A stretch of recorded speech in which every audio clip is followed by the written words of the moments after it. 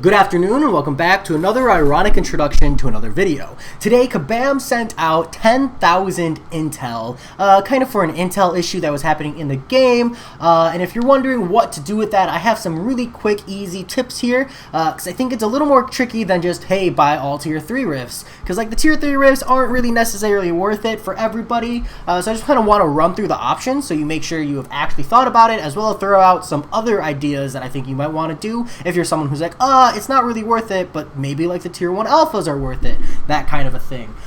So first off, very basic, if you have more tier 4 rifts available to you, do those. Get the chronometer. If you haven't, go ahead and grab your free thing.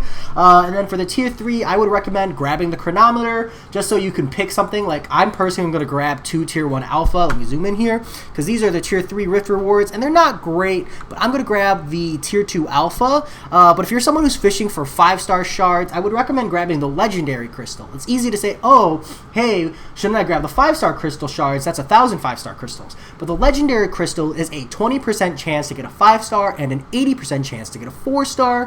20% of a 5-star, a basic 5-star, is 2,000 shards. So on average, people, if everybody buys the legendary crystal, on average, players are actually going to get more 5-star shards by picking the legendary crystal. Additionally, even if you get the 4-star crystal or getting a 4-star from it, if it's a dupe, you're still going to get 275 5-star shards. You're still going to get the ISO.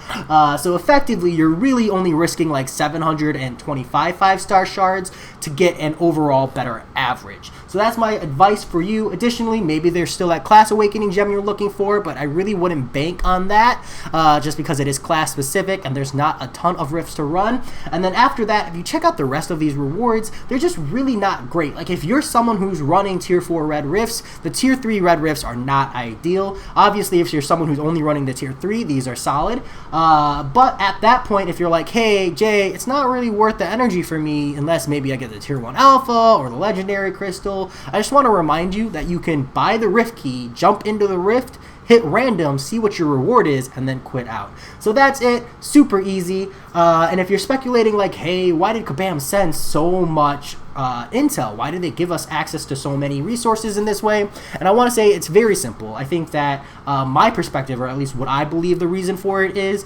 this intel issue is very annoying, and they definitely needed to send out compensation because obviously people are missing out on resources.